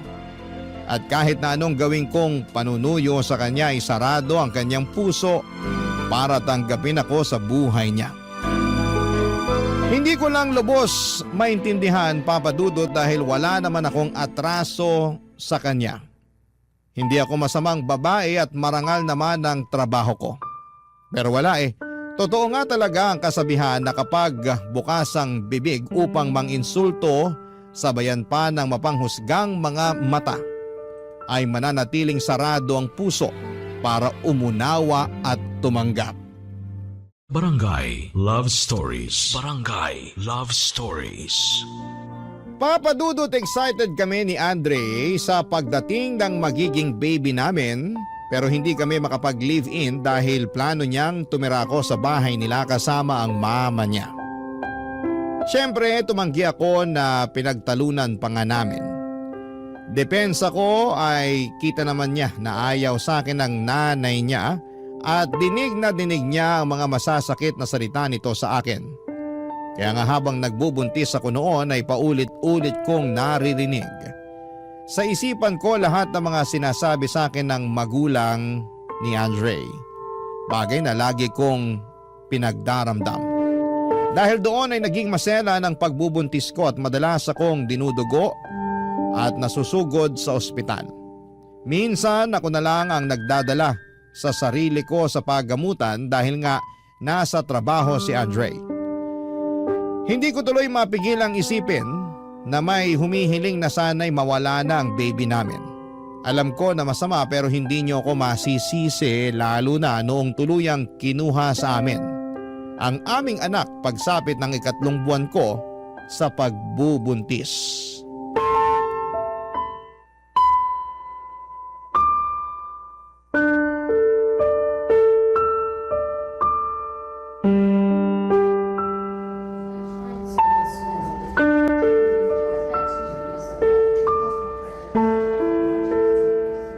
Ma, buti nakarating po kayo rito sa ospital. Hindi na nga ako dapat pupunta. Ang kaso napakakulit mo eh. Tawag ka ng tawag. Sorry po. Kailangan ko po kasi kayo ngayon. Ano na bang nangyari kasi dyan sa babaeng yan? Huwag po kayong maingay. Natutulog na po si Tiffany. Tulog daw. Mukha namang gising na yan. Sabihin mo nagtutulog-tulugan lang. Man naman eh. Hindi po ba pwedeng magpakananay muna kayo ngayon sa akin? Kahit ngayong araw lang? Please lang po. Kung makapagsalita ka naman dyan. Dami nyo kasi agad sinasabi. Hindi nyo man lang tinanong kung kumusta ako. Para sa kaalaman nyo, namatayan lang naman kami ng anak ni Tiffany. Ano? Bakit? Ano nangyari? Nalaglag po yung baby. Hindi raw po makapit. Wala na po, Nay. Patay na po yung anak namin. Santisima mahabaging langit. Andre? Andre, asan ka? Andito lang ako. Nasaan ang anak natin? Bakit parang hindi ko na siya nararamdaman sa tiyan ko? Ano kasi? Hindi mo na talaga mararamdaman dyan sa tiyan mo kasi wala na. Ha? Ano pong wala na? Wala na. Inalis na. Nalaglag na kasi. Kaya kung hindi pa aalisin ng tuluyan, baka pati ikaw ay malason na dyan. Hindi po totoo yan. Anong hindi totoo? Bakit ka ba nandito ngayon sa ospital kung gawa-gawa lang pala ito? Lukalukang babae ito ah. Ginawa mo pa ako sinungaling at nag-iimbento. Ma, pwede ba? Ilugar nyo naman po yung ugali nyo. Andito tayo sa ospital oh. Namatayan pa kami ng anak ni Tiffany. Tapos ganyan pa kayo magsalita sa kanya? Ang babae niyo na pagsabihan mo. Tsaka hindi ko naman kasalanan na namatay ang anak niyo ah. Ako ba yung nagbuntis? Hindi naman, di ba? Kung may dapat kang sisihin, abay yung babaeng yan. Malay ba natin, baka hindi naman niya talaga iningatan ang pagbubuntis niya. Iningatan ko po yung pagbubuntis ko. Kung iningatan mo, bakit nalaglag pa rin? Kasi ano po? Kasi masyado kang bida-bida. Hindi mo siguro sineryoso yung bili ng doktor na magpahinga ka lang, na humiga ka lang maghapon. Kaya tingnan mo yan nangyari.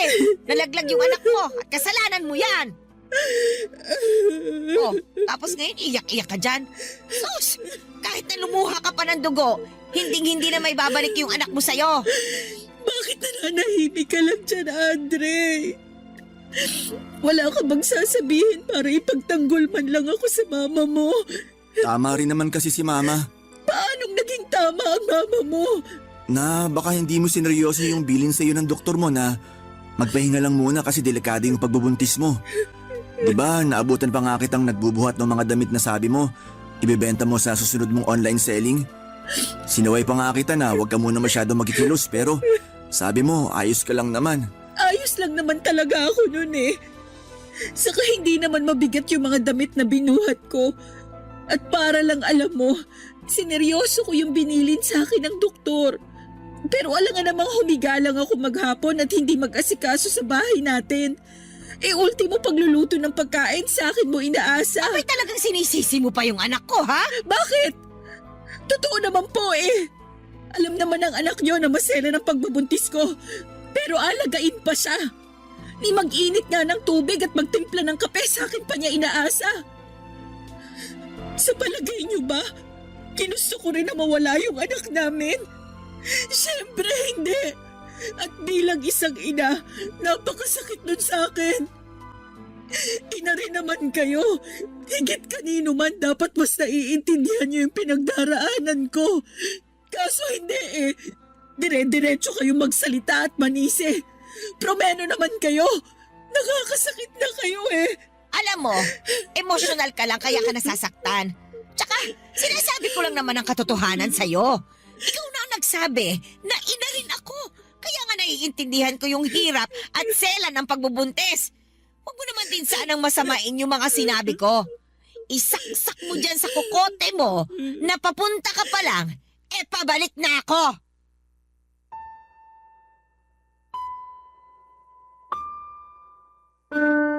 Papadudot, kahit na gusto kong irespeto ang nanay ni Andre, ay para bang naubusan na lamang ako bigla ng paggalang sa kanya.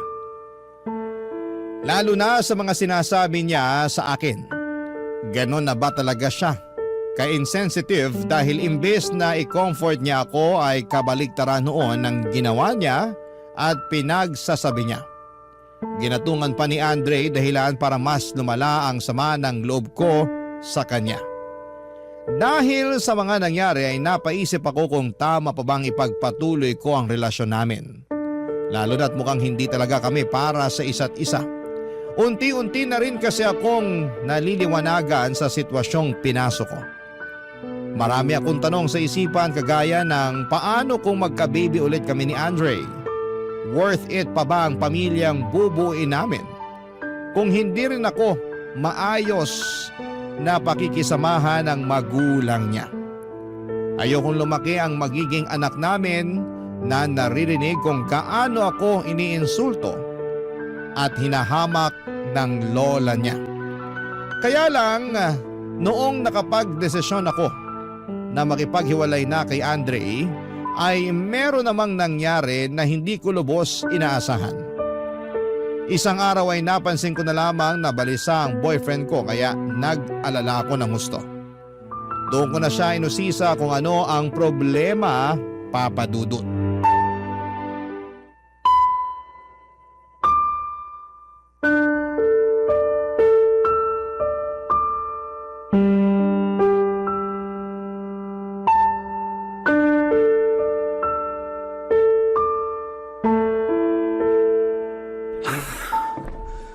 Sino yung tumawag? Si Kuya, May problema ba? meron eh. Lumabas na raw kasi yung resulta ng biopsy ni Mama. Ha? Biopsy ng mama mo? Oo. Di ba kinuwento ko sa'yo na madalas siya magkasakit? Oo, nakwento mo nga. Pero akala ko simpleng sakit lang yun. Katulad ng lagnat na mawawala rin kapag uminom ng gamot at nagpahinga. Yun din yung akala namin. Pero nagkamali kami ni Kuya. Kaya yun, nagdesisyon na yung doktor na ipabiopsy siya. At kanina, lumabas na nga raw yung resulta. Ano bang resulta? May cancer sa baga si Mama. Ha? Seryoso ba yan? Oo. Kaya nga sobrang lungkot namin ni Kuya eh. Diyos ko, Natatakot ako. Ayoko pang mawala sa amin ng nanay namin. Siya na lang yung nag-iisa naming magulang eh. Iniwan na nga kami ni Papa noon tapos pati ba naman si Mama? hindi pa mawawala sa inyo ang mama niyo. Naniniwala ako na pwede pa siyang gumaling. Nakikinig ka ba? May cancer si Mama. Hindi lang yun simpleng sakit na pwedeng gumaling ka agad. Cancer na yun at maraming namamatay doon. Marami lang ang namamatay kasi malala na at hindi na nagagamot. Kaya nga ipapagamot niyo yung mama niyo, di ba? Oo naman. O yun naman pala eh. As long as magamot siya, sigurado akong may tsansa na gumaling siya. Oo, cancer na yan. Pero meron pa rin namang gumagaling dyan. May kakilala nga ako nagkaroon din ng cancer sa baga, pero nakarecover naman.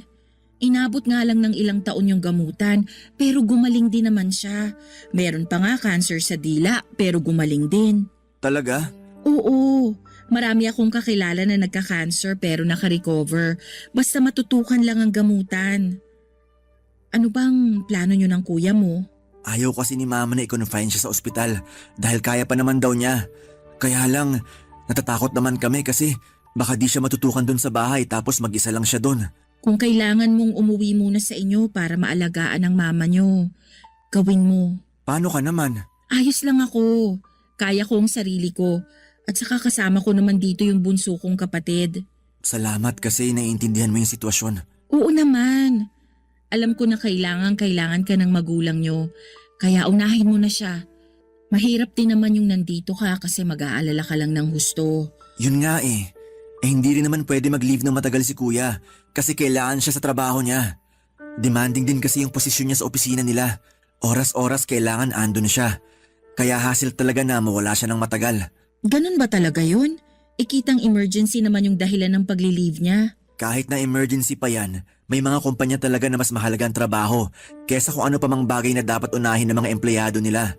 Para palang robot ang turing sa kanila ng mga boss nila. Wala naman tayong magagawa dyan. Lalo kung maganda rin yung kumpanya na pinagtatrabahuhan mo. Parang sa halip na makipagtalo sa rules and regulations nila, mapipilitan ka na lang na sundin kesa naman bigla ka na lang tanggalin. Ayaw ni kuya yon dahil pinaghirapan niya yung posisyon niya sa kumpanya nila. Kahit na, para sa akin mas mahalaga pa rin ang kapakanan ng nanay nyo. Kaya nga ako na lang munang uuwi sa amin para may mag-alaga kay mama. Kukumbinsin ko rin siya na magpa-confine na para natututukan siya ng mga doktor sa ospital. Para di na kami nag-aalala ng husto sa kanya. O sige, balitaan mo na lang ako. At sana nga, makumbinsi mo siya. Kasi para rin naman sa kanya yun. Di ko lang lubos maisip na bakit si mama pa yung nagkasakit ng malubha.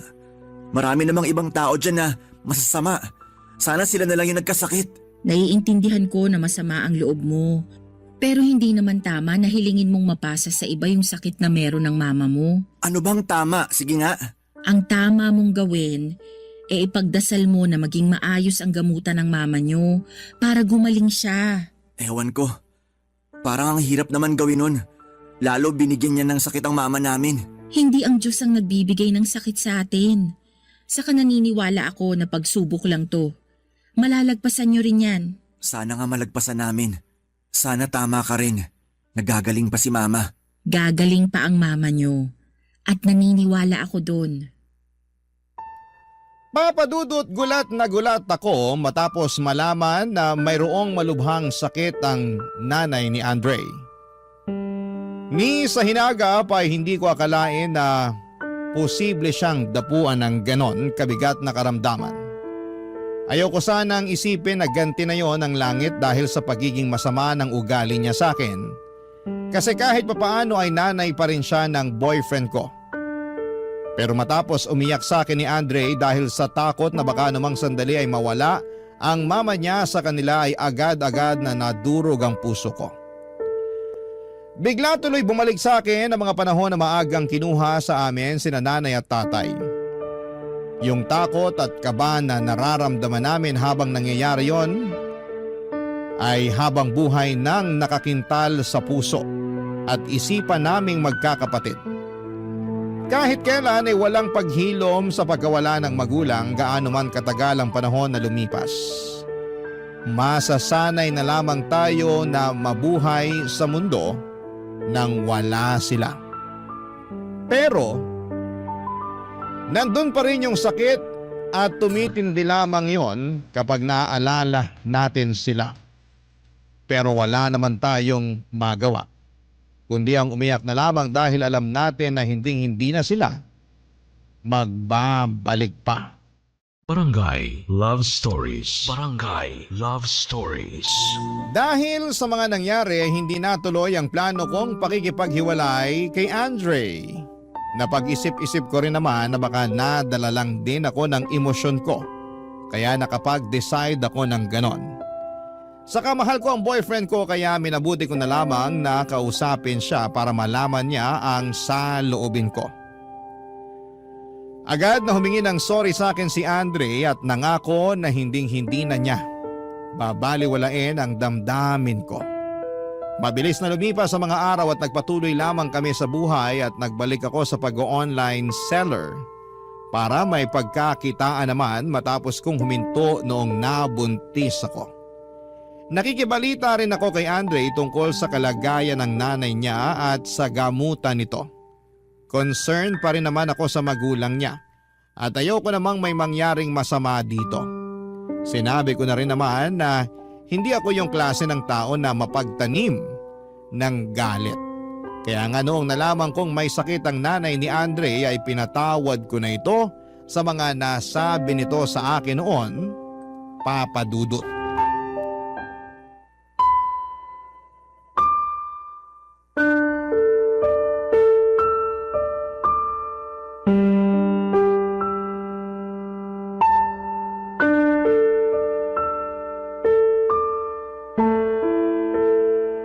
Anong gusto mong kainin? Ipagluluto kita. Kahit ano na lang siguro. Pero mamaya na kasi wala pa naman akong gana. Nangangayayat ka na oh. Hindi ka siguro nakakakain ng matino doon. Oo eh. Kahit nga sa trabaho, balisa ako. Kaya nga kumain ka rito mamaya pag nagluto na ako. Sige, susubukan ko. Ano na bang balita sa mama nyo? Okay naman nung iniwan ko kanina sa ospital. Tsaka malapit na rin magsimula yung chemotherapy niya. Buti na lang talaga pumayag na rin siya na magpa-ospital. Oo. Kasi di na kaya na nasa bahay lang siya. Buti na lang din andun yung pinsan nyo para mag-alaga sa mama nyo. Oo, kaso lang nagkaproblema naman. Anong problema? Kanina nagsabi sa akin na tumawag daw yung kinakasama niya. Gusto na raw siya pauwiin dun sa probinsya nila para mag-alaga ng mga anak. Huwag na raw siya magtrabaho rito kasi mas kailangan daw siya dun. Eh di ba kaya nga siya lumuwas dito sa Maynila para magtrabaho dahil wala nang trabaho yung kinakasama niya? Hindi pa nga nakakaisang buwan dito yung pinsan mo tapos pinababalik na doon? Yun nga, sabi ko kausapin niya baka nabibigla lang sa desisyon. Kaso parang gusto na lang din sundin ng pinsan ko eh. Naninibago kasi siya rito tapos ang lungkot-lungkot daw sa ospital. Ayun, gusto na niya umuwi sa kanila. Ano ba yan? Sana kasi bago siya lumuwas dito at pumayag na mag-alaga sa mama niyo, sinigurado muna niya kung kaya niya. Yun nga eh. Kaya nga problemadong kami ngayon ni Kuya. Nakakainis lang kasi pinamasahihan niyo pa naman papunta rito tapos ganyan lang ang gagawin. Hayaan na lang natin. Wala rin naman kaming magagawa kung yun ang desisyon niya. Sa bagay, hindi niyo rin yan mapipigilan. O ano na lang ang plano ninyong gawin? Naisip namin ni Kuya na kumuha na lang ng caregiver na mag-aalaga kay Mama. Kaso siya naman yung may ayaw. Bakit daw? Wala raw siyang tiwala sa ibang tao eh. Ayaw niya rin na kung sino-sino yung mag-alaga sa kanya. Nagalit pa nga sa amin ni Kuya kasi plano raw namin siyang ibilin sa ibang tao. Eh anong magagawa namin kung di rin namin siya matutukan? May kanya-kanya kaming trabaho. Di naman pwede na mag-resign kami kasi paano na lang yung gamutan niya. Di rin naman biro yung treatment niya tsaka hospital bills. Lolobo at lolobo yun. At baka mabaon pa kami ni Kuya kapag may isa sa amin na tumigil sa pagtatrabaho. Baka naman gusto lang talaga ng mama niyo na nasa tabi niya kayo. Siyempre mahirap din naman yung pinagdaraanan niya. Tapos… Di ka ba nakikinig? Hindi pwede mag-resign kami ni Kuya sa mga trabaho namin. Kasi saan na lang kami kukuha ng pambayad sa gamutan niya. Lalo naman si Kuya na pamilyado. Kaya di talaga pwede mag-resign na lang basta-basta. Ako naman kakapromote ko pa lang ngayong taon. Sayang naman yung pinaghirapan ko ng ilang taon para mapunta sa posisyon ko kung mawawala lang din sa akin ng ganun kabilis. Pero nanay niyo naman yan eh. Alam ko na nanay namin pinag-uusapan dito. Pero hindi nga pwede na palagi kaming andun sa ospital para asikasuhin siya. Kaya nga plano na lang namin kumuha na mag-aasikaso sa kanya. Hindi mo talaga ako naiintindihan no? Naiintindihan naman kita. Kanina pa kasi ako nagpapaliwanag pero parang di mo maintindihan yung punto ko. Naiintindihan ko naman. Pero naisip ko rin na baka mas mabilis makarecover ang mama niyo kung alam niya na nandyan lang kayo sa tabi niya.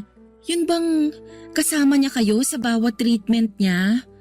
Hindi naman kami mawawala sa tabi niya. Bumibisita kami sa ospital ni Kuya kapag may time pero syempre di palagi dahil busy din naman kami. Tingnan mo nga, kagagaling ko lang dun pero grabe, di naman ako makapagpahinga ng maayos dun. Maya-maya merong pumapasok sa kwarto niya para mag-check ng vital signs niya. Ultimo kasagsagan ng tulog namin sa madaling araw, merong kumakatok at pumapasok ng mga nurse. Kaya nga minsan ayoko na lang magstay doon kasi apektado naman tulog ko. Buti sana kung kinabukasan wala akong trabaho eh. Lagi na lang akong puyat at masakit ang ulo. Alam ko naman na nanay namin siya, pero nakakapagod din mag-alaga sa kanya.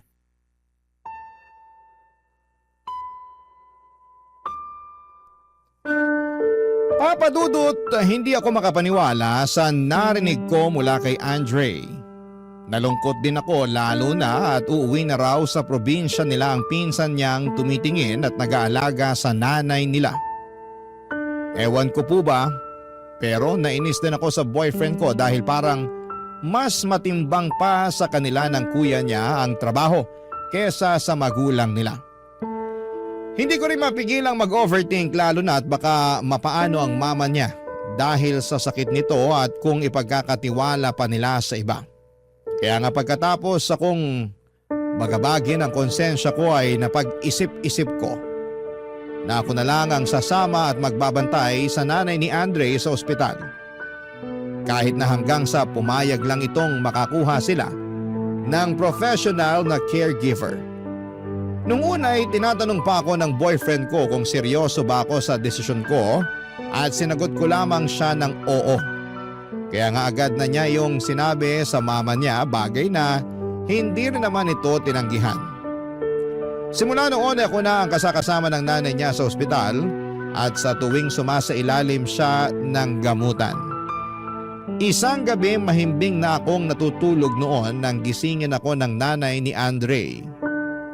Tinawag lang niya ang pangalan ko at dahil madali lang naman akong magising ay napabangon agad ako. Nag-alala pa nga ako kasi akala ko ay may masakit sa kanya. Pero mabuti naman at wala, Papa Dudut.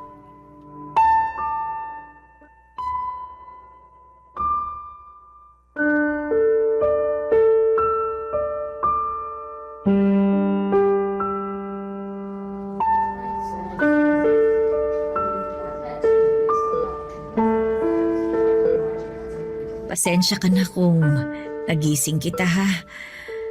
Hindi kasi ako makatulog eh. Okay lang po yun. Walang kaso yun. Pero bakit po ba? May iniisip ba kayo kaya hindi kayo makatulog? Meron. Marami. At ang bigat-bigat na ng pakiramdam ko sa kakaisip. Pwede niyo pong sabihin sa akin. Baka sakaling gumaan yung pakiramdam niyo. Paano kung hindi na ako gumaling? Paano kung hindi na ako makalabas ng buhay sa ospital na to? Ayoko pang mamatay. Ayoko pang mawala sa mundong to kasi marami pa akong gustong gawin eh.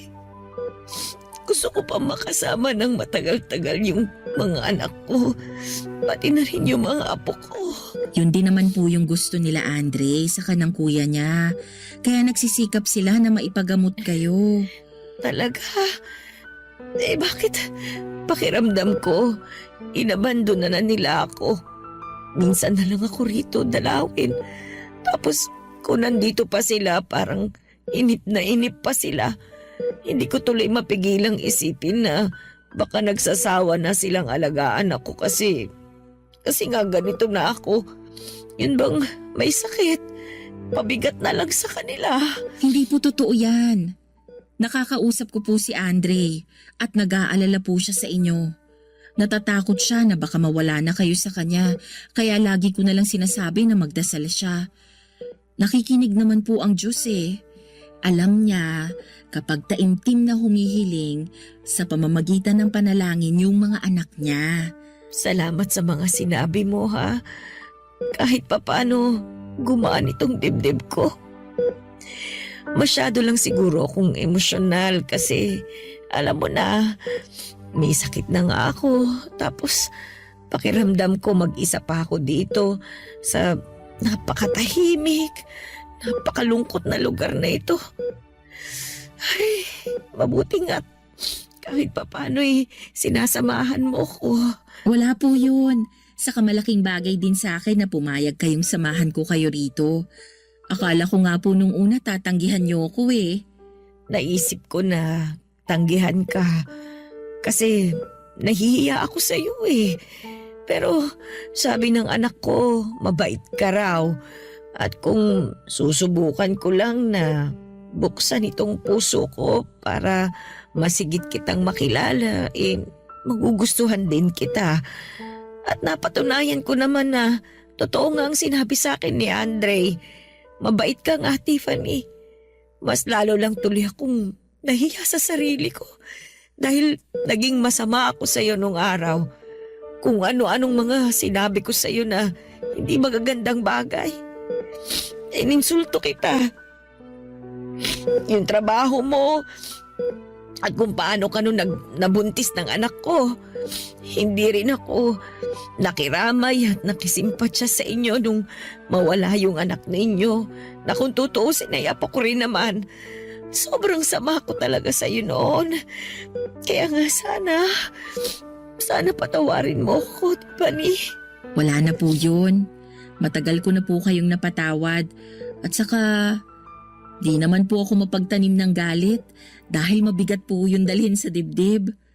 Tapos nung nalaman ko pa na may sakit kayo at iniwan na nung nag-aalaga sa inyo, mas lalo kong ginusto na mapalapit sa inyo. Kahit na anong mangyari, magulang pa rin po kayo ni Andre. Kaya mahalaga pa rin po kayo sa akin. Salamat kasi alam ko na hindi mo ko dapat patawarin pero nagawa mo pa rin ako patawarin. Salamat kasi inaalagaan mo ko, sinasamahan mo ko dito sa ospital. Kung tutuusin, hindi mo naman ako responsibilidad Pero dahil sa pagpapahalaga mo sa akin, nandyan ka pa rin. Pinagsisisihan ko na ang lahat ng mga sinabi kong masasakit sa'yo. At kahit na napatawad mo na ako, paulit-ulit ko pa rin gustong hingi ng kapatawaran mo habang nabubuhay ako. Maling-mali ako. Maling-mali talaga na ininsulto kita sa kung ano yung estado mo sa buhay. Nagsisisi na ako ng gusto. Pinagsisisihan ko na yon, Tiffany. Okay na po yun. Pinapatawad ko na po kayo. Wala na po sa akin yon. Ang mahalaga, yung gumaling kayo. Kaya sana magpalakas po kayo Makakalabas kayo sa ospital na to ng magaling na.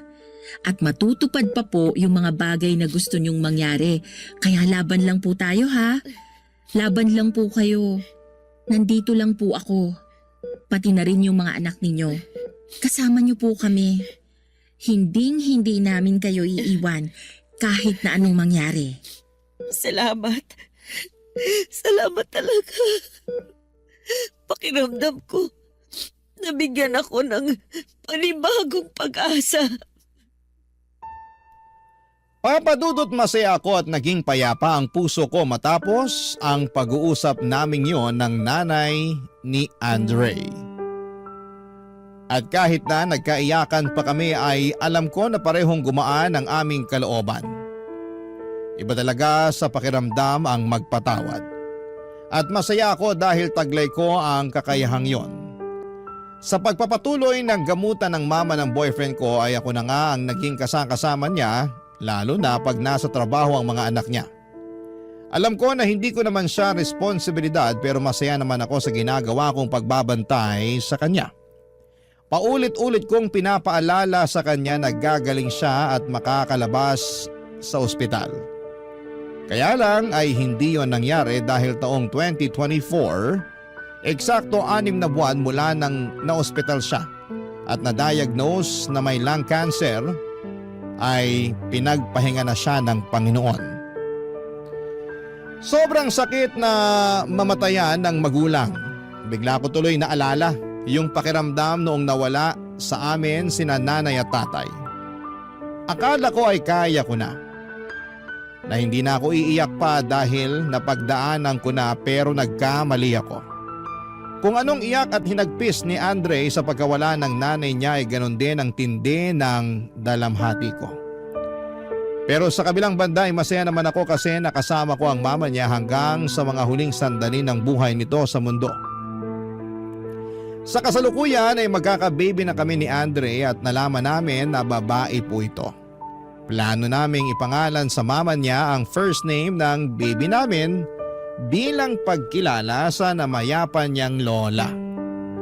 Hanggang dito na lamang po ang sulat ko, Papa Dudut, at maraming salamat. Sakaling mapili po ninyong i-ere sa programa ninyong Barangay Love Stories ang sulat ko. Malaking bagay yon sa akin at umaasa ako na sana'y kinapulutan ng aral at inspirasyon ng mga kabarangay natin ang aking storya. Ang inyong forever kapuso at kabarangay, Tiffany. Barangay Love Stories. Barangay Love Stories. Minsan, mahirap gumawa ng tama, pero kahit dehado ang ating bida, iyon pa rin ang ginawa niya. Ano ang masasabi mo sa Barangay Love Stories natin today? Abangan namin ang sagot mo sa comment section.